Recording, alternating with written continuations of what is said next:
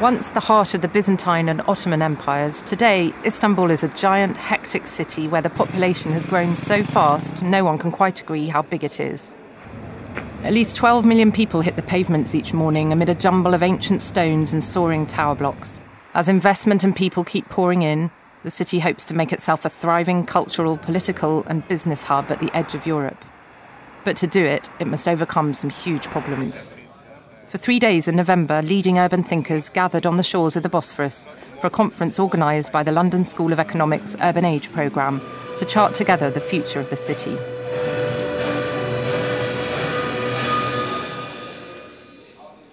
Its unique geographical position gives Istanbul huge potential as a natural crossroads, what the experts call a hinge city. Well, Istanbul is really interesting as a hinge city because it's been a hinge city for nearly 4,000 years. But today it's really reinventing itself because its connections out and in transcend the Mediterranean. For years, Istanbul has looked to Europe for its chance to prosper. But EU membership is still so far off that many people no longer even talk about it. And in recent years, this secular Muslim nation has begun to form lucrative ties with its Arab neighbours.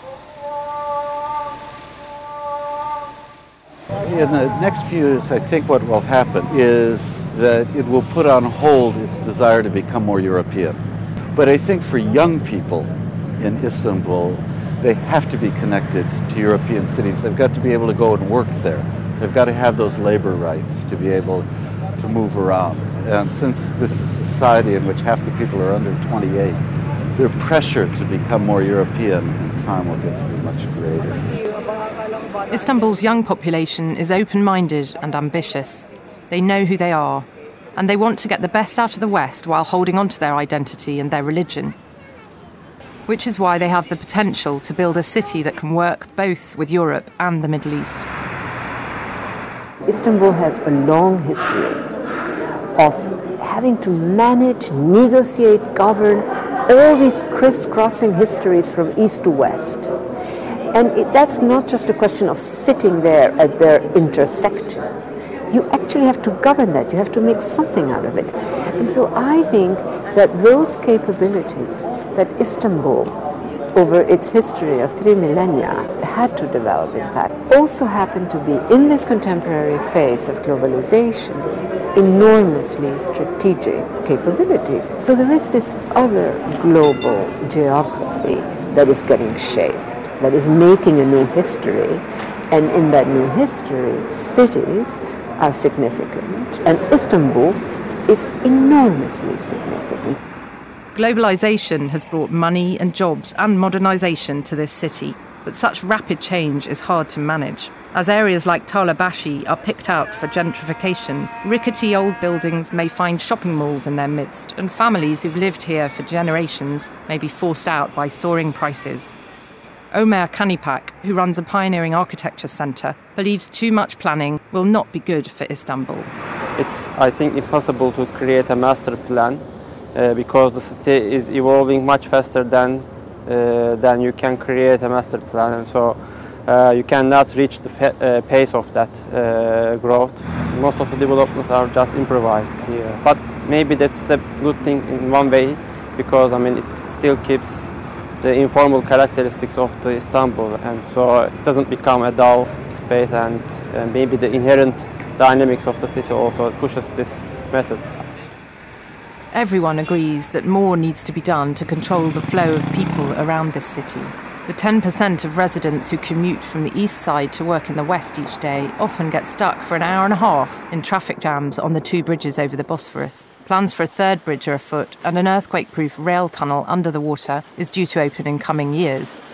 Transport expert Gerçek says the city's love affair with cars has got to stop. There's no way out of the congestion by building new roads or new bridges or junctions, because it is well known that when you increase the road capacity, more people are using cars.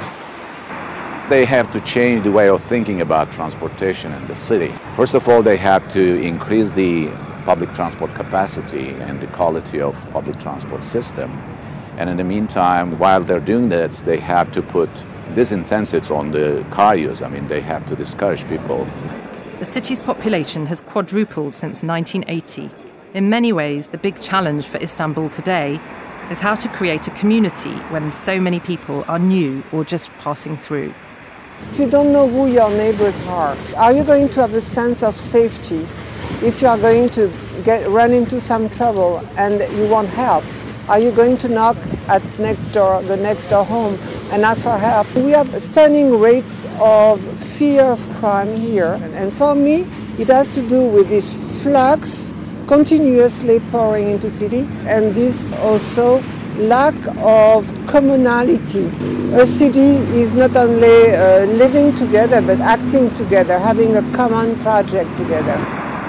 Instead, there is a risk that as the city gets richer, its population becomes more and more divided.